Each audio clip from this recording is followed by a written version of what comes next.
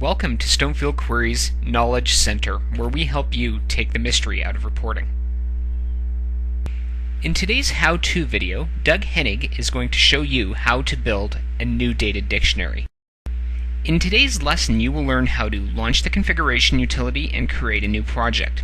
You will also learn how to read in the structure of a database, add additional databases, and specify connection information. You will also learn how to customize the data dictionary. From here you will learn how to customize tables and fields, create calculated fields, and define enumerated values.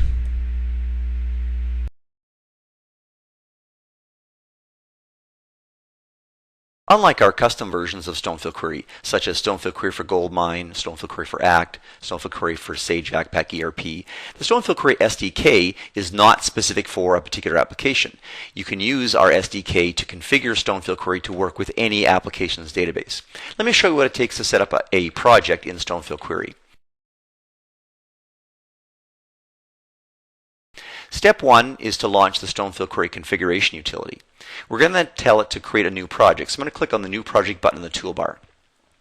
We then pick a folder where we want the Stonefield Query project files to go.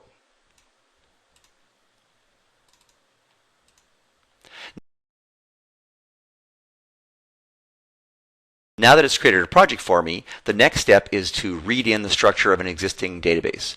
Under the Objects menu, choose Add Database, and select your database connection information. If you're using an ODBC DSN, you can simply choose it from the drop-down list. If you'd rather type a connection string, you can do that instead. If you want to use an OLADB provider, you can either type the connection string or click on the Build button to bring up a dialog where you can visually build that connection information. If you're using Visual Fox Pro Data, you can specify a database container, a free table directory, or if you're using something like the Stonefield Database Toolkit or Visual Fox Express, you can point at some DBCX metadata. Finally, you can choose an empty database, which means that it will create a database with no tables in it so that you can manually set those up. This is used if you want to query against non-traditional data sources, such as flat text files, web services, or other things where Stonefield Query cannot go and read the structure of the database. For this example, I'm going to use an ODBC DSN that points to the Northwind sample database that comes with SQL Server. There are other options in here as well. For example, by default, all tables will be added to the data dictionary. If you don't want that, turn this option off, and you can then choose from a dialog which tables you want included. By default, no views are pulled in, but if you turn this option on, they will be included as well. Now that I have my options set, I'm going to choose OK. And what the configuration utility is doing now is reading in the Northwind SQL Server database structure. It's pulling in all the tables, fields, relationships between tables, descriptive names for tables and fields, and so on. Now, one of the things that I found along the way was that there's actually a self-join in the employees table. I won't go into detail about how this works, but essentially Stonefield Query wants to create a subtable of the employees table that will contain manager information, and it wants to know what I want to call that. So I'll call it managers. All right, so now here is the Northwind database that Stonefield Query has read in. Here are the tables that are in that database. If we drill down a little bit, we can see these are the fields in the customers table. It knows, for example, that the company name field is a 40-character varchar with a descriptive name of company name. It also read in relationships, so it knows, for example, that the customers table joins with the orders table by matching on the customer ID field in each table. The next step is customizing the data dictionary. And there are several things you might want to do here. If Stonefield Query didn't read in any descriptive names or relationships, you might take the time to do that now by putting in, for example, a descriptive caption for each field or defining your relationships here in the data dictionary. Other kinds of things you can do are, for example, to make certain tables non-reportable. Some of these tables are here for reporting purposes. I don't want the user to be able to query on them, so I just simply turn off reportable. And you can see by the red X in the list that these tables won't show up in Stonefield Query. You can do the same thing at the field level. For example, in my customers table, the customer ID field is a primary key. If the user never sees that in their application, they probably don't want to see it in Stonefield Query either. So we can make that field non-reportable as well. Now this is an all or nothing thing. Either all users can see these tables and fields or no users can. We also support role-based security at the data dictionary level, and I'll get into that in another webinar. We can also do things such as creating calculated fields. For example, the order details table is a normalized table. We have unit price and quantity fields. We don't have a total price field. Of course, the user will certainly want a query on that, so we'll go and create one now in the data dictionary. Under the Objects menu, I'll choose Create Field. Now note that this is not a create a field in your table. This is something that's stored in the data dictionary only. We'll call this Total Price. It'll be a currency field. We'll give it a caption of Total Price. The difference between caption and heading is that the caption is the name that appears in the Stonefield Query dialogues, whereas heading is the default column heading for a particular report. By the default, they're the same, but they could be different. I could use an abbreviation for here, for example, and maybe even specify a two-column, two-line high heading.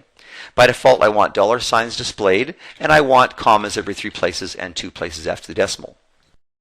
Now, on the calc page, I have to tell Stonefield Query what the output expression or the formula that's used to calculate the value for this field. I'll just click on the expression builder to bring up the dialog where I can very easily choose the fields for that. So I want unit price times quantity. And I choose OK, and now here's my new calculated field. We can see by the icon in the list that it's not a true field, it's a little calculator.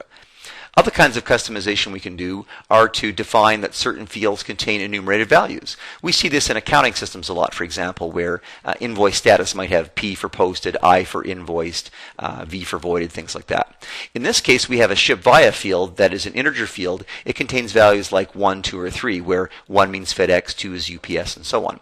So the problem is if the user queries on this field, they're going to see a 1, 2, or a 3. So on the special page, we'll tell Stonefield Query that this field contains enumerated values, and we'll define a 1 as FedEx, a 2 as UPS, and a 3 as mail. So the user will never see a 1, 2, or 3 in the Stonefield Query. They'll only see FedEx, UPS, or mail. In my products table, I have a category ID field that's a foreign key to the categories table. So if the user wants to show the category name and the product name, they have to grab the category name field from the categories table and the product name field from the products table. To make it easier on the user, we can make it look like the category name is actually in the products table. On the special page, I'll tell Stonefield Query that rather than displaying the values from this integer foreign key field, which are meaningless to the user anyway, we can display a field from a related table. So we'll indicate that we want to display the category name from the categories table.